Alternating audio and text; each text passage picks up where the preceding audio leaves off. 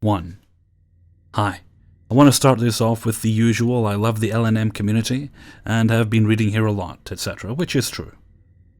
To tell you a bit about myself and my appearance, I'm slim, like my father, and a bit busty, and sadly I get catcalled a lot.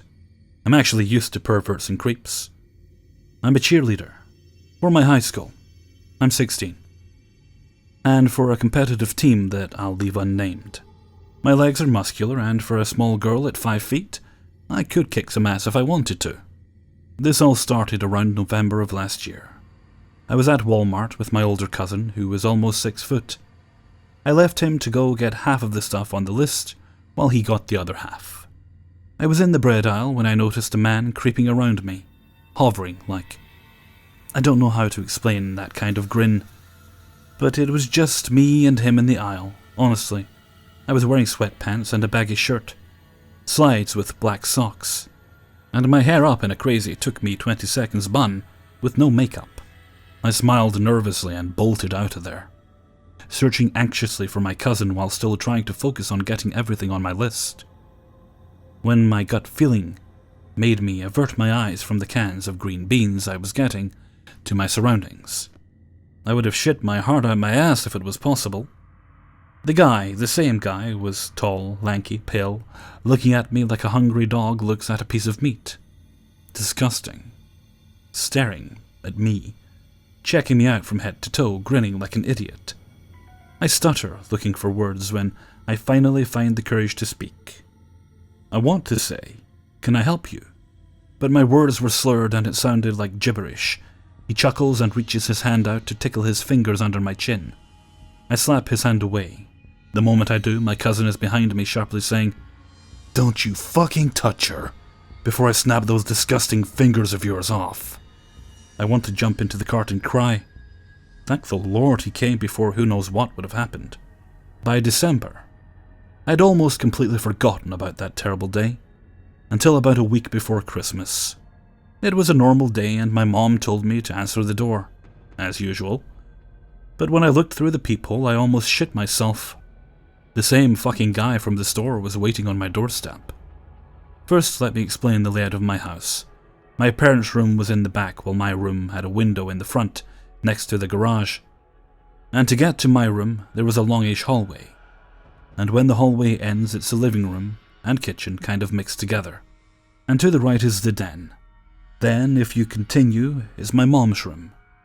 The door was kind of in the back, so to get to it from my driveway, you would have to go along my bedroom and the den.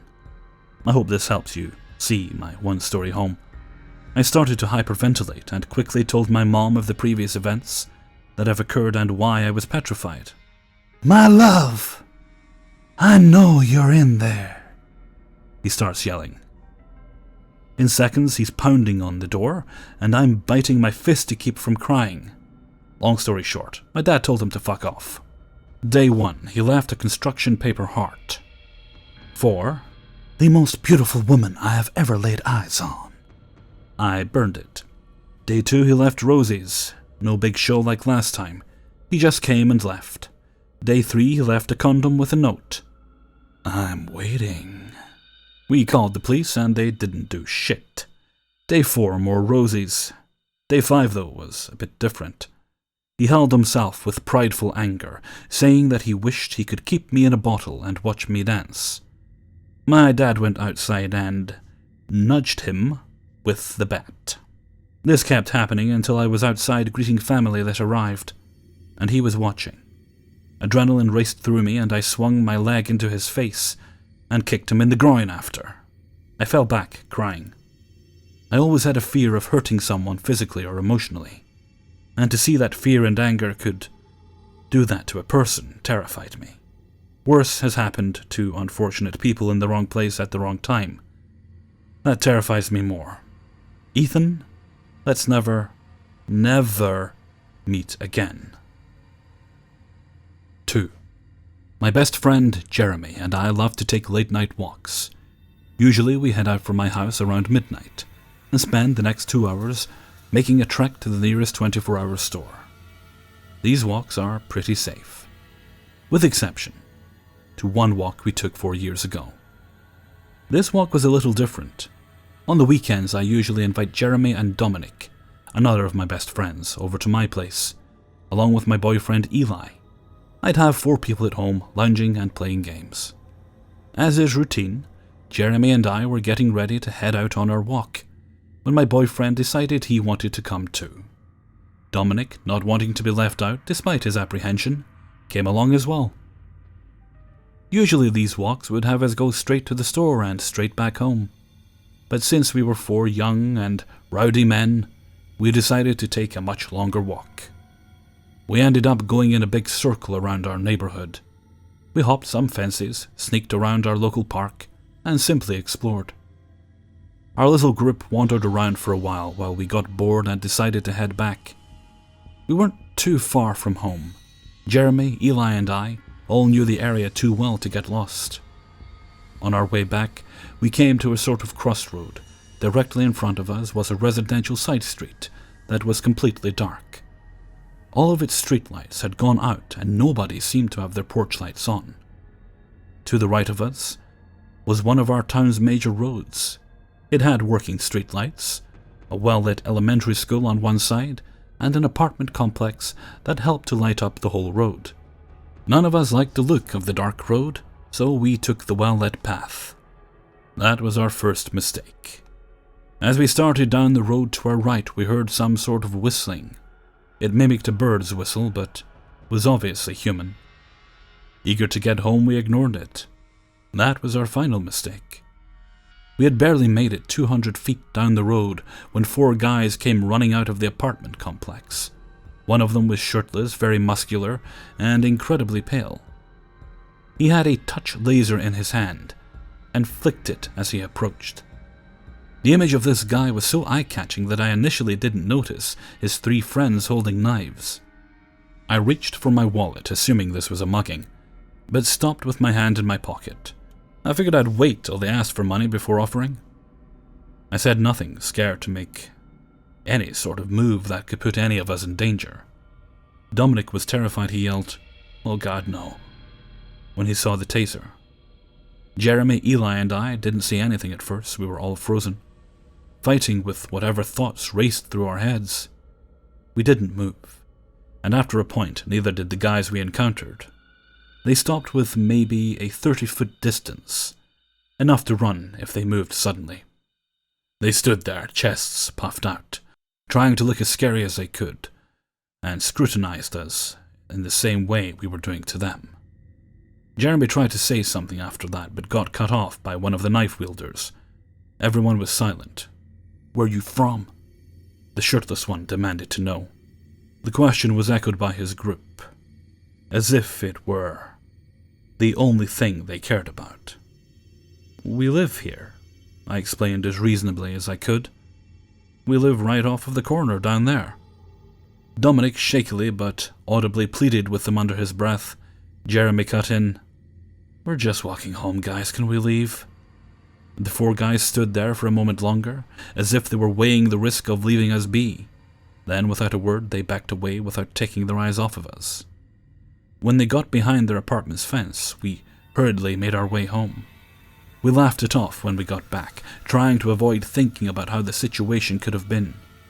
Jeremy and I talked for a while after, trying to think about why they were there and why they backed off. We guessed that they were some sort of small-time gang, pretty common in my town, and thought we were another small-time gang looking to mess with their turf. We thought that I might have scared them a bit when I didn't take my hand out of my pocket, but we figured that Dominic's pleading probably did us the most good. It told them that we definitely weren't a rival gang, and only helped us convince them that we meant no harm. We called the police and made a report, but we never heard back. Thankfully, we haven't seen those guys since, but I'll always know that they're living just a block away. Jeremy and I still go on walks. We just avoid walking down that street. Thankfully, we learned a few valuable lessons. It's best not to panic, and a well-lit street isn't necessarily a safe street. Thanks for reading. 3. This story takes place one fall night in the year 2015. At the time, I was living with a good friend, both of us 21, female. and we decided that we wanted to head to a local bar. We live in New York City, specifically in Harlem, and knew of a few places in walking distance. Our first stop was at a bar and restaurant we had never been to, but had passed many times. We ordered a few drinks, got to talking, made a friend or two. Everything was good. It was probably about 10 p.m. and by then, I'd been dying for a cigarette, so I dragged my friend out front with one of the friends we had made inside. A few minutes later, we see a group of about 5 guys and 1 girl. Her name was Lolly, if I remember correctly. All in their late 20s step out of the bar and begin rolling blunts right out front. I paid no mind to them until they approached and asked if we'd like to join. Being that they were only a few feet away from us in front of a bar, and only a block from home, we obliged. I was happy, they were nice, we all smoked. Good stuff, right? Well, as soon as we were done, my roommate Christina and I decided that we wanted to head to the dive bar around the corner that we frequented, and invited our one friend. The group overheard that we were leaving and insisted that we continue hanging out. I wanted to just ditch them, but I felt incredibly rude doing that, and was being way too nice. The group told us about how they were headed to some hotel downtown, and had plans to hang out around their jacuzzi for the remainder of the night. We told them we were heading to another bar. Well, of course, they wanted to come. They asked for my number, and knowing that they were going to meet us at the bar, assumed I couldn't give a fake one to them, as they'd find out right away. So, friend, roommate, and I walked to the dive bar, order some drinks, and are having a good time, feeling somewhat relieved that the group hasn't shown up yet, when I get a text message. It's from one of the guys at the bar that were with Lolly. I didn't remember this until just now when I, for the first time, tried sequencing the events of that night. It read, "You gon' be mine." My first thought was that it was super weird. Why did she give out my number? Why is he saying I'm going to be his? I tried to laugh it off. At this point, I'm a little creeped out by them, but not necessarily alarmed. I didn't realize how entitled he sounded in that moment. Well, then I get a message from Lolly. It read, "We're here." I looked around, didn't see them, and ignored the message. I then start getting phone calls. I decide not to answer those either. A few more moments pass, and I get a message saying, "We're out front, come out front." So I tell Christina what the deal is, and we step outside. There was a bouncer nearby, so I wasn't afraid. And sure enough, there they all are, posted up in what looked like a pretty new SUV. They get out. We're all sort of bullshitting on the corner when they begin insisting that we join them at the hotel again. I start thinking of excuses. The first that comes to mind is that my boyfriend is expecting me home by 2 a.m. It's about 12:45 a.m. at this point, and that we don't have time to head out with them. Well, then Lolly begins getting a bit more pushy, so I say I'll call my boyfriend. He picks up and, of course, is oblivious to what's happening, so I try to clue him in. I say things like, "Oh yeah, we met these people at the bar, and they want us to go with them downtown, but I know you were expecting me home, so I don't think I'm going." He doesn't give a shit and tells me to go if I want to. Not the reaction I was hoping for. So I respond with something like, "No, it's okay. I'll be home soon, don't worry about it." And he tries to assure me that he doesn't care. That's when Lolly says, "Let me speak with him." I handed her the phone and instantly regretted it. She's sweet-talking the fuck out of him, and he still hasn't caught on to what was happening, and I told her that sure he didn't mind if we fucking hung out. Until a later hour, I kick myself. We hang up and Lolly is telling us how we're safe with her and that she has a kid of her own. Bunch of shit. I guess at this point, she could tell that we were apprehensive and felt the need to prove she's normal, trustworthy, or something. We go along with it, and respond to whatever she's telling us when all of a sudden she tells me that she thinks I'm really cute, and that's why she separated from her baby daddy, because she was curious. Now I'm thinking, okay, well that's fucking weird. I have a boyfriend, and I have no idea what makes you think I'm interested in you, but I try to remain calm and accept the compliment. At this point, I had maybe one cigarette left, and thought that might help us get away from them, so I tell Christina I need to run to the store to pick some up, and assure everyone that we'll be right back. Nope. They say they know a place that sells them for $6 a pack. In New York City, they average around $12 to $14, so that is very low. I know a bunch of shops around that do in fact sell them at that price. They just purchase them in states that charge less tax. So, I didn't think they were lying, but I also didn't feel that I wanted to go with them. So they convince us to hop in the car. They seat me on some dude's lap because there is not enough room, and I am small, 5 feet. Luckily, the drive was only a few blocks. But it was at this point that I realized my phone was on about 10%, and I knew for a fact I didn't want to be anywhere near these people without a phone. Anyways, we get to the little shop and we all hop out. I buy my cigarettes and smoke about 3 faster than I ever had, thinking, shit, what next? Mostly because every single reason I had given to leave them, they had a reason to give me back as to why I shouldn't. They weren't taking no for an answer, but to be fair, I wasn't being as explicit as I should have been. Now they decide they want to go pick up weed a few more blocks over. This was a bit more in the direction of Christina and I's apartment, and we had already gone on one ride, so we joined them once again. Sure enough, we ride up to a brownstone somewhere near Malcolm X Boulevard and 114th Street. We soon find out that not only did they come here to buy weed, but also came here to buy some pills. Unfortunately, here, we didn't all step out of the car, so there was no chance to just run. I was back on a dude's lap. That would probably have prevented that anyway. That's when I decide to ask if I can step out to have a cig. Lolly tells me to smoke in the car. Ugh. I light it up. Next thing I know, she's handing us back pills. I ask what they are, and she tells me Percocet. In my mind, I'm like, what the fuck? Do they think I don't know what that pill is? My roommate and I both make eye contact, and we both understand, do not take that pill. We both pretended to, and abruptly stashed them in our wallets. We hang around this spot bullshitting while everyone's getting high in the car, and everyone has taken these pills. Now I'm like, shit, we need the fuck out of here. So I am totally sobered up at this point, and on high alert. Holly tells us that we should head to the hotel, and I ask what the exact name is. She tells me it's someplace in Queens. Well, what the fuck? Earlier she said it was just downtown. I tell her we can't do that, it's too far. She tries to assure us we will be back by 2 a.m., the time I gave my boyfriend. But at this point it was 1:15 a.m., and I knew that would be impossible. On top of that, I didn't want these doped-out druggies driving us anywhere. So she says she'll stop near our house to drop us off. Well, I noticed we passed the point where she should have stopped, so I quickly roll down the window and light up a cigarette. Lolly, sometime around this point, asked if we were feeling the pills yet, and says, "You took them, right?" Almost as if there would be consequence if we hadn't.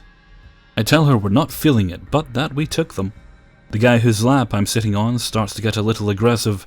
He's mad that the window is blowing the ash around. Now I'm like, fuck, I don't like how this guy's acting. And I start totally freaking out. On the inside. I decide to start nudging my roommate as nonchalantly as I could, being that I'm still on some guy's lap, and say aloud that we passed our house. Christina looks at her phone and sees that it's low on battery as well. I catch a glimpse, and we both visibly begin to panic. I see that we are nearing New fucking Jersey at this point. We're all the way west and just one bridge away from entering another state. Now I'm like, well, okay, so this hotel is not downtown, it's not in Queens, it's in Jersey. Now no one in the car had said anything in response to me mentioning that we just passed the house, and later mentioning that they were headed for Jersey. Now, this is when my roommate decides to become more of her assertive self and says, "Please drive us home." Again, no one says a fucking thing. She keeps driving. Pretty sure they were mostly just doped up, and I know they were hoping we were too, but we weren't. Lolly seemed to become a little nervous, but none of the guys did. When my roommate finally said, "Pull over now," I shit you not, we were literally at the entrance of the George Washington Bridge, which connects Manhattan to New Jersey by then. They all looked at us, and Lolly pulls to the side after a few seconds. I'm thinking someone's about to pull a gun or a knife, but the city has people around at all hours, and I had made sure to keep chain smoking so that I could keep the window down. When Lolly realized that we both still had our phones, that my boyfriend knew we were with another group of people, that we were not high, and had the window down and could get someone else's attention, she unlocked the doors. My roommate and I hopped the fuck out. I tried to be as calm as possible and told them to have a good night, with a smile. No one fucking looked at us. No one said a fucking word. They just drove off. I had never been more relieved in my life. We looked back and they were getting on the bridge, heading towards Jersey, to God knows where. We were both so fucking shaken. We decided to walk all the way back home, which was quite a ways at this point. I asked Christina why she didn't say something sooner, but she said she really had no idea, that she wasn't sure if she was just paranoid or not. We got home and I told my boyfriend about what happened, and how I was hoping for him to be upset on the phone earlier and tell Lolly I needed to come home right away. He was in shock. We now have code words, and I've become a much more assertive person when it comes to things I don't feel comfortable doing and saying no.